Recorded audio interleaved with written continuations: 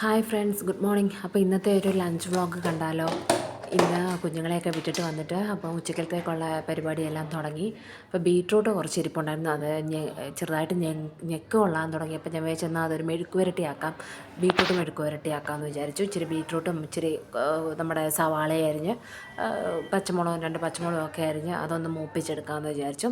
അപ്പോൾ ഞാൻ ഇച്ചിരി മഞ്ഞൾപ്പൊടിയും മുളക് പൊടിയും ആ എണ്ണയ്ക്കകത്തോട്ട് തന്നെ ഇട്ട് ഒന്ന് മൂപ്പിച്ചിട്ടാണ് നമ്മുടെ ബീട്രൂട്ട് അങ്ങോട്ടിട്ട് നല്ലപോലെ ഇളക്കുന്നത്.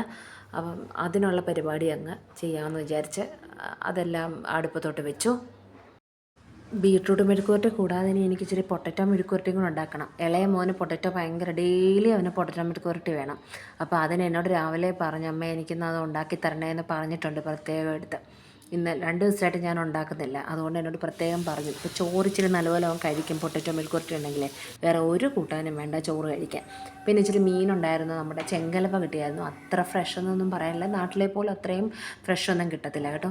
അപ്പോൾ അത് ഞാൻ ഇച്ചിരി നമ്മുടെ മുളക് പൊടിയും മല്ലിപ്പൊടിയും സ്വല്പം മല്ലിപ്പൊടി ഇട്ട് ഞാൻ വറക്കാൻ നേരം ചിലപ്പോൾ നല്ല മൂത്ത് കിട്ടുമല്ലോ, മഞ്ഞൾപ്പൊടിയൊക്കെ ഇട്ട് ഞാനൊന്ന് തിരുമ്മി വെച്ചിട്ടുണ്ടായിരുന്നു. പിന്നെ ഇച്ചിരി നമ്മുടെ വെളുത്തുള്ളിയും കൂടെ ചതച്ച് ഇച്ചിരി കറിവേപ്പില ഇട്ട് അതും അങ്ങോട്ട് മൂപ്പിക്കാൻ വെച്ചു.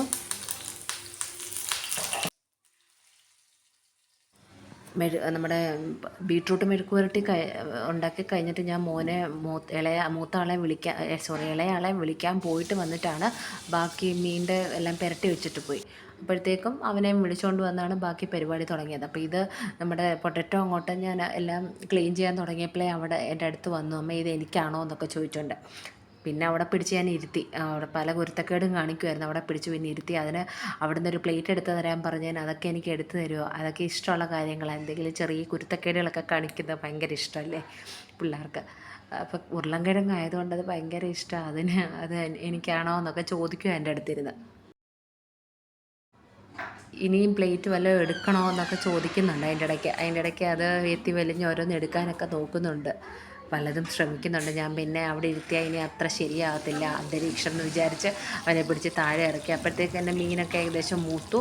നമ്മുടെ അരി ഞാൻ നമ്മുടെ റൈസ് കുക്കറിൽ വെച്ചിട്ട് വീണ്ടും ഒന്നുകൂടെ തിളപ്പിച്ചിട്ട് ഞാൻ ഊറ്റത്തുള്ളേ. അപ്പോൾ അത് ഊറ്റാൻ വെച്ചു.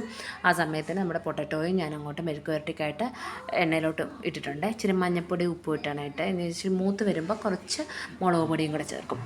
മൂത്ത് വരാറാകുമ്പോഴത്തേക്കും ഇച്ചിരി മുളക് പൊടിയും കൂടെ ചേർത്ത് അങ്ങനെ അതും മെഴുക്ക് പുരട്ടി ഏകദേശം ആയി. അപ്പോഴത്തേക്കും സമയമായി.